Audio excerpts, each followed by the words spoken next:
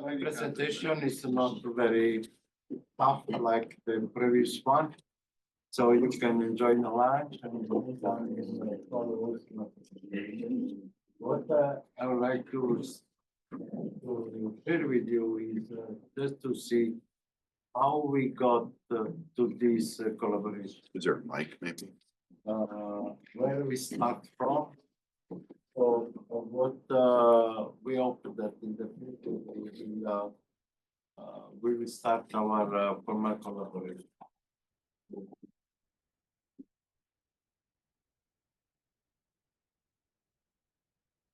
So to do that, we started to collaborate a few years ago by the United States Italy Joint Commission on Science and Technologies, specifically within the working group on advanced materials, nanomaterials, and biophysics.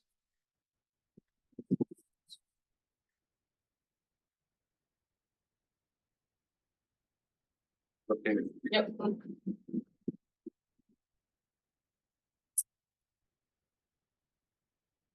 So within the, as I said, within the Joint Commission on Science and Technology between USA and Italy, with where myself and Sophie Bin Salomon were chairing the working group on advanced materials, nanomaterials, and biophysics. Okay. So then we'll just a few slides about the National Research Council of Italy, the organization.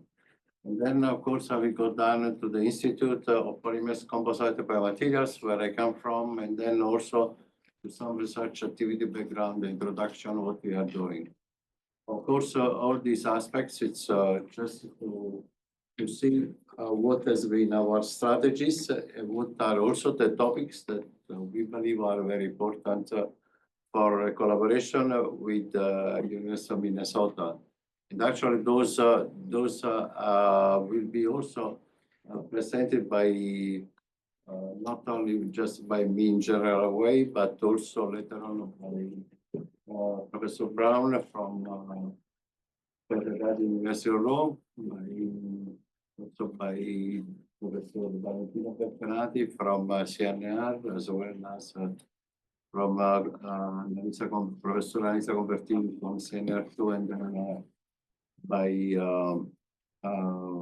Maria Grazia Raucci, Professor Raucci, which you will see that those are different aspects on different cells on different issues. But what I believe is the common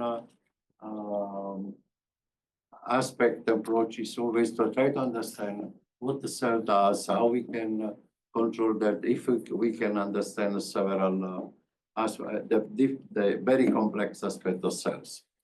So this is as I said, the USA Joint Commission on Science, Technology, Cooperation was chaired by myself, Sophie Bin Salomon from EFOSAR. And actually, this commission, I am just reporting the last approval of this commission, which was done during the meeting, which was at the Rome last year in January 27, January 23, where we presented our activity. And following our activity, both the Ministry of the Vice Minister of Foreign Affairs, as well as the U.S. State Representative, they signed an agreement. In this agreement, they were keeping our activity. They were very happy with other things, so they extend our collaboration for the next years. That next 2 years. So next year there should be in Washington D.C. should be a meeting again to decide what will be the next working group to work.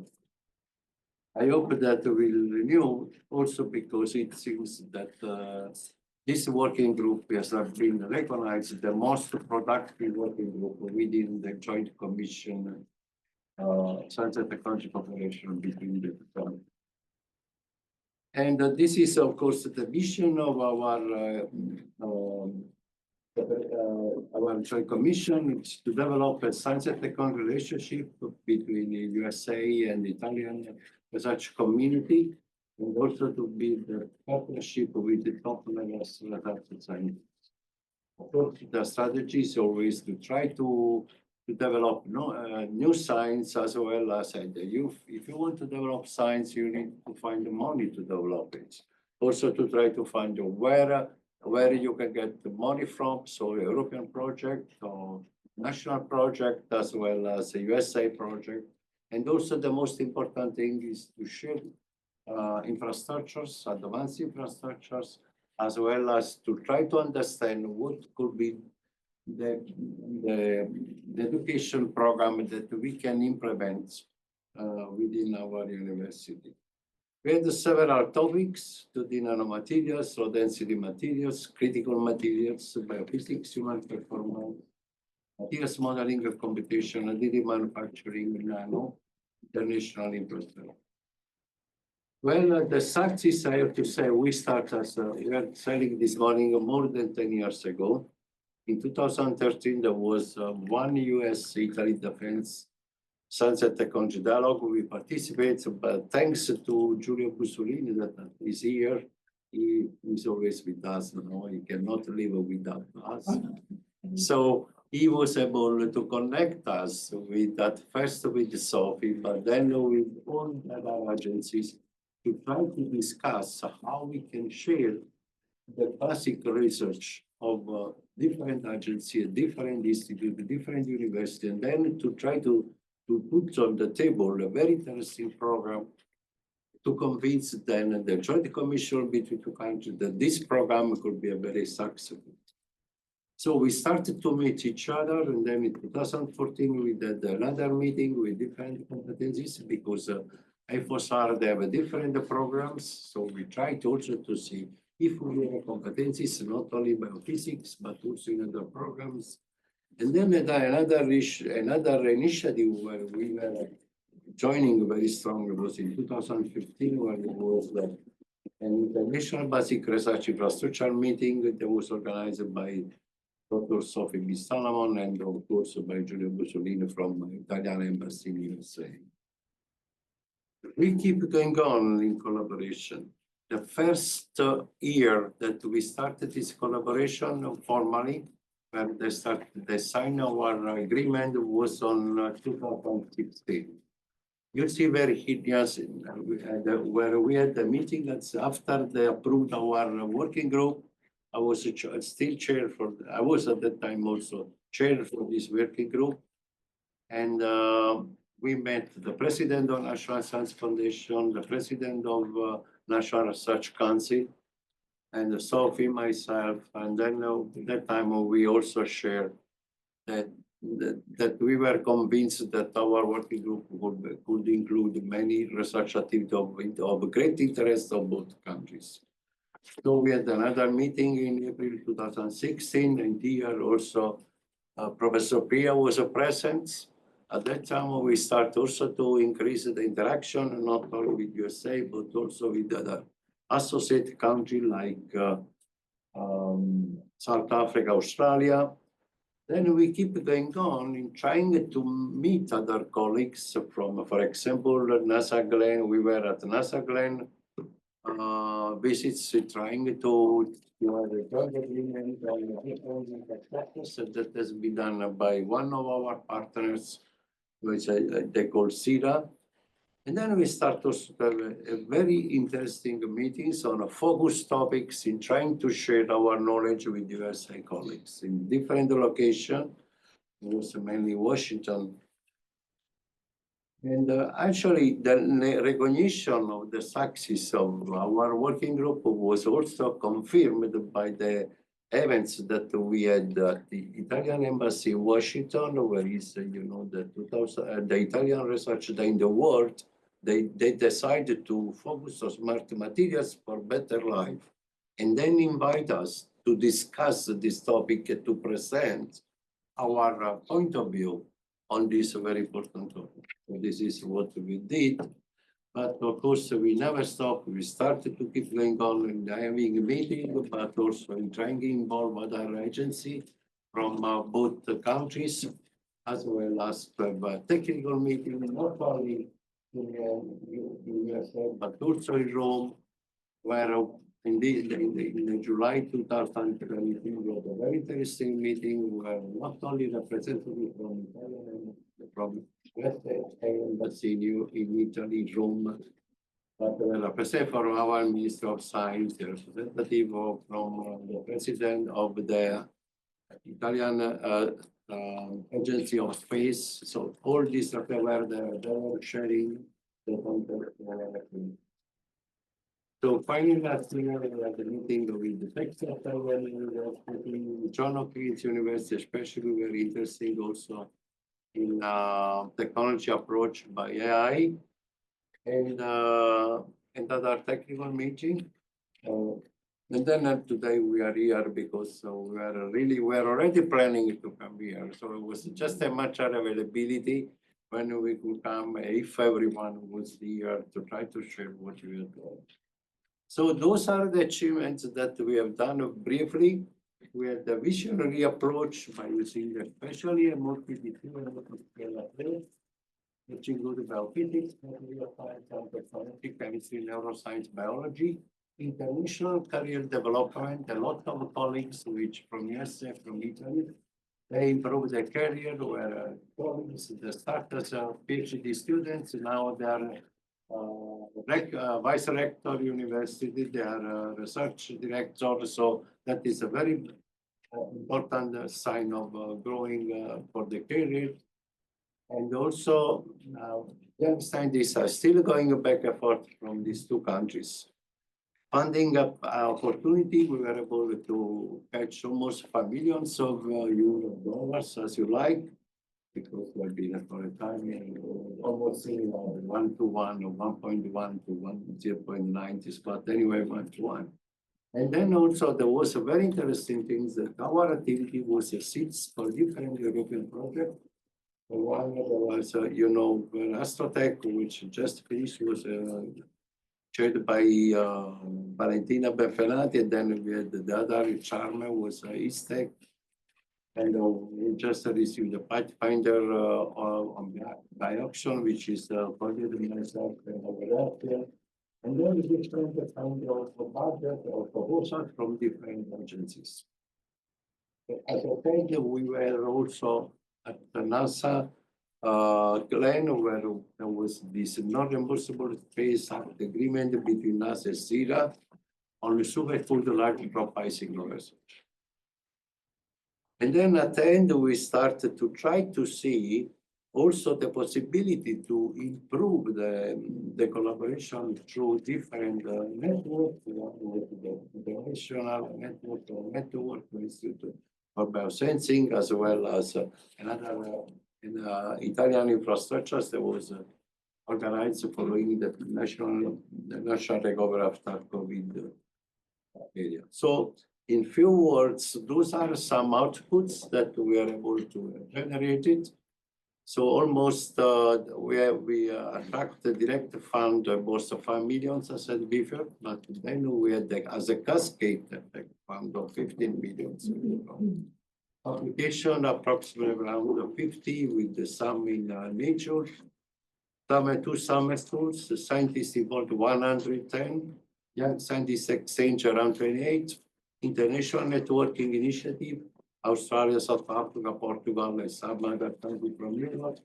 And almost 32 will participate, 32 meetings, site visits, and conferences. So improving a lot our visibility.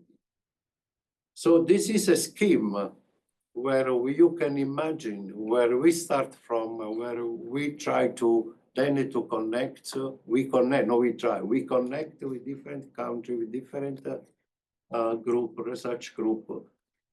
I'm not saying all over the world, but geographically speaking, if you include Australia, South Africa, Europe, United States, so we almost cover the planetary of the system of our world. But always with a very nice, very interesting proposals supported by different agencies, support the European level. So which I'm very proud to always to say that we have a very great group here. There are some representatives which really made the differences among with other working group. So this is the biosensing. When we start, I think it was during a meeting in Washington, D.C., where we start to talk with Shashank. And actually, the idea came in my office when he came in Naples, where, in my back, the back side of my office is a planetarium. I said, why we don't do something at the world level? And then we start to discuss that idea. Then the year after, during a meeting in Washington, we were around a very nice beer with the evening talking, and then we started to discuss. That was a very interesting approach. But of course, since, as I said, it's very important for us also to share another infrastructure. There is this Italian infrastructures for energy transition, a circular economy, which was supported by national recovery program after COVID, which is really very strong in infrastructures, which is give the availability to use very high-tech, advanced techniques, and also the possibility to transfer at European level eventual ideas, research ideas that we have to transfer to the market.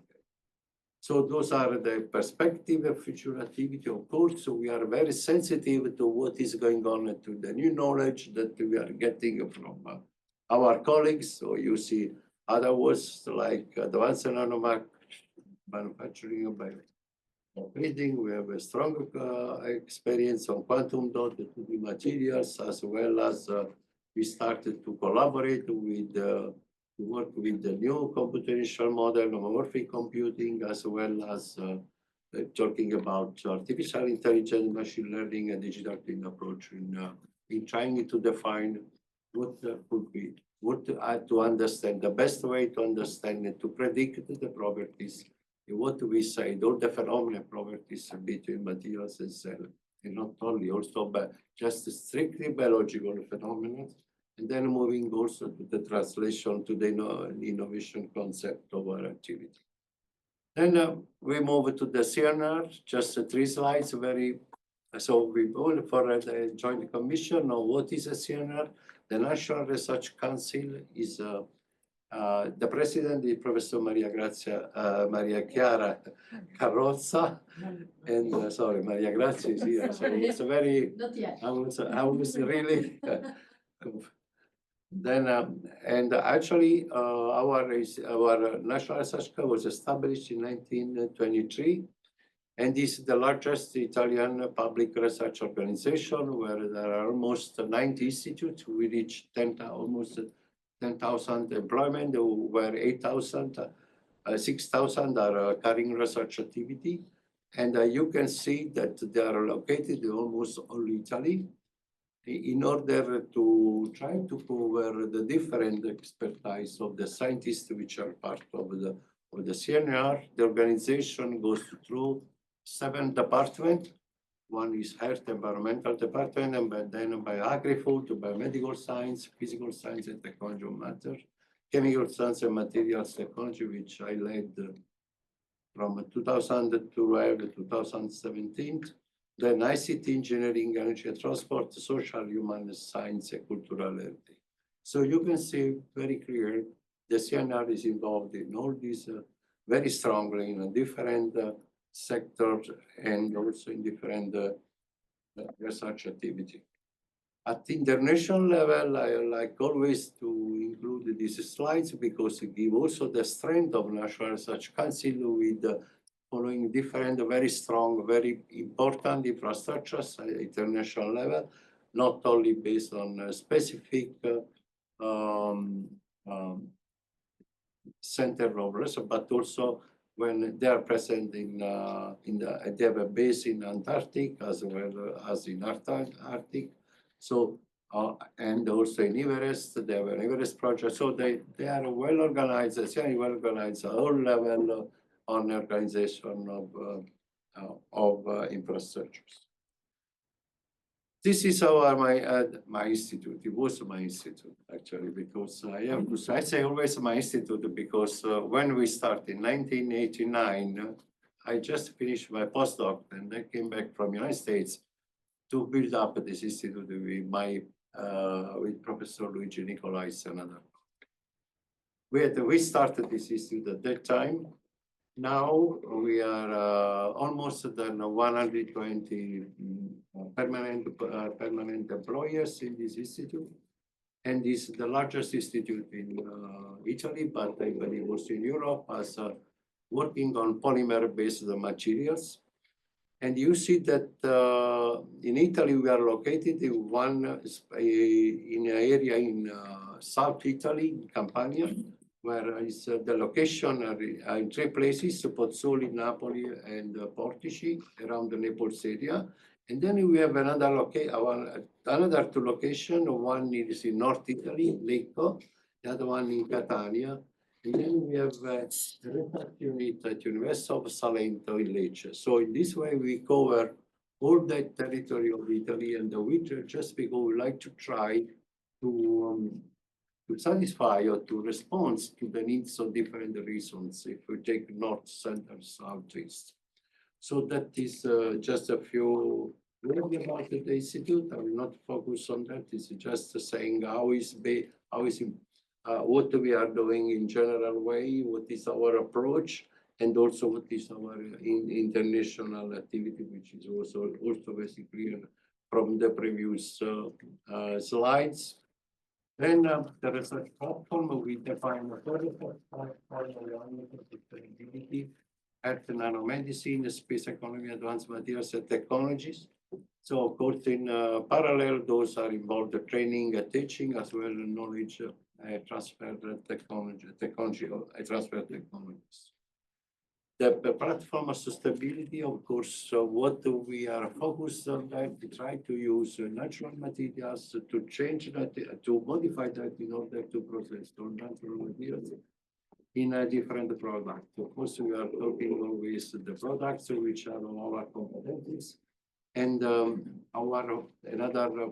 we are focusing a lot on recycling of plastic materials, also trying to solve the microplastic presence in water and so on. So trying always to get our plant more sustainable.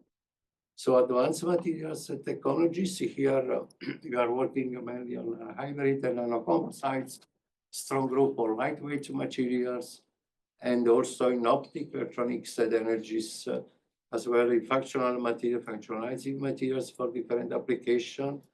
Also involving cultural heritage is one very strong activity that we are doing. And of course, we have been developing a lot of process technologies, not only just for polymers, but also for composite materials. When I say composite, I say both thermoplastic and thermoset-based composites and natural composites. Of course, you see that space economy is an horizontal activity because these concepts are applied in different approach for space economy application. So health and nanomedicine, actually in this case, we're working with the concept of materials for repair application of tissue, but also for rehabilitation. By using a 3D printing, we are able to customize all systems for that kind of rehabilitation. Then we go very high technology systems to design materials for tissue regeneration. And you see here how many materials we're able to use. Also materials for therapeutic and not only therapeutic materials devices, not just with the same concept of materials for drug delivery, where you load the drugs and then have a therapeutic effect, but also materials at nano level with this not only therapeutic activity, but also regenerative activity usage or more representation on that. Bioprinting has been our strong activity. We start in 2005 to design the first customized meniscus with the EVA project, which I was part of it. And then this is just to say our approach, that of course our approach was always to try to mimic the extrasolar matrix. And by using composites and knowledge in hydrogens, we can really got the best condition to try to mimic the extrasolar matrix. And based on this approach, we have done all the development of concepts in systems for Earth. Actually, we started in 1982 with my PhD thesis on ligament tendons. We designed the first composite systems tendons, as well as we designed the first composite hip joints. And I have to tell you, I am saying this the first time because in 1986, we went to America in New Jersey to talk to them, and they started to develop with us the composite materials. Then we moved to, for a certain years, we start working always with the concept of repair, but then thanks to Vacanti, to also to Bob Langer, they start the concept of regeneration.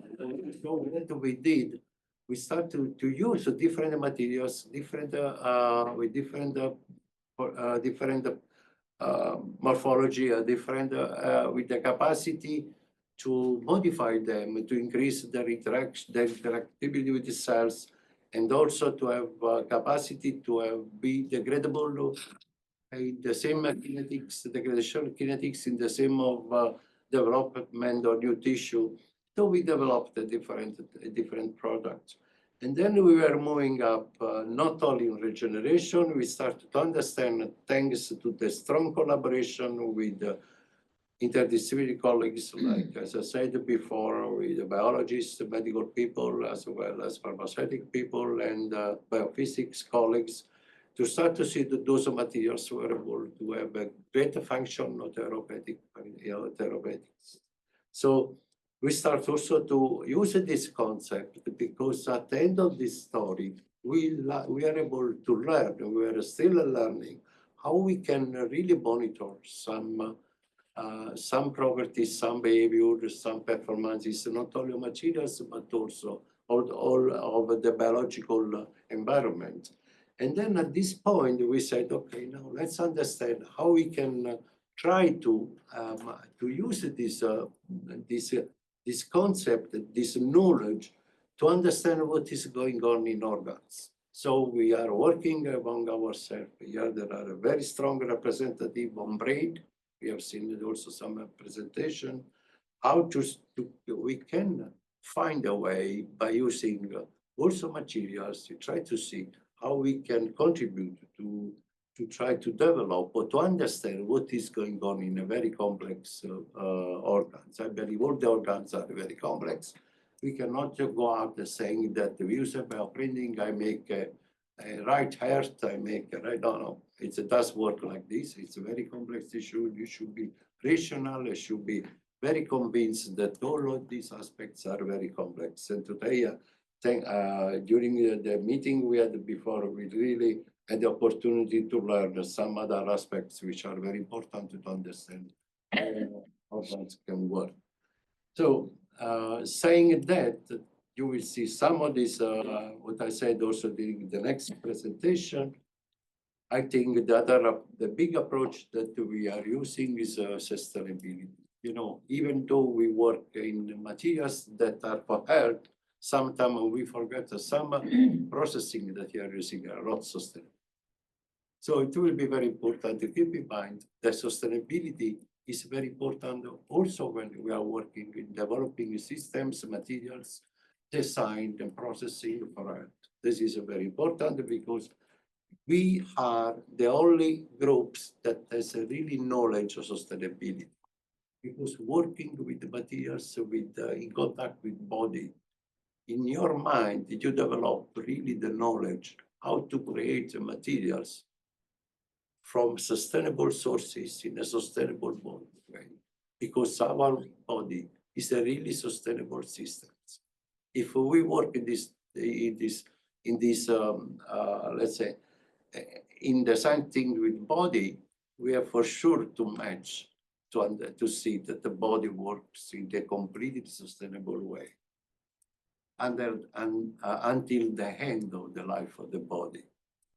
We try also to make it less sustainable when we, at the end of when instead to, how do you say, when we burn our body, cremation, during cremation, is the only way that is not sustainable because we create a lot of CO2, a lot of others, so that's easy. But if we follow the concept of body, we are really able to have a very sustainable world. So saying that, I think I'd like to thank the people who are working with us. The others, they will thank by themselves. This is people that are within our group. There's several projects. You see, they say FOSAR, but we have also ERC financing and national, international. And of course, I would like to thank all of you for your kind attention. Thank you very much.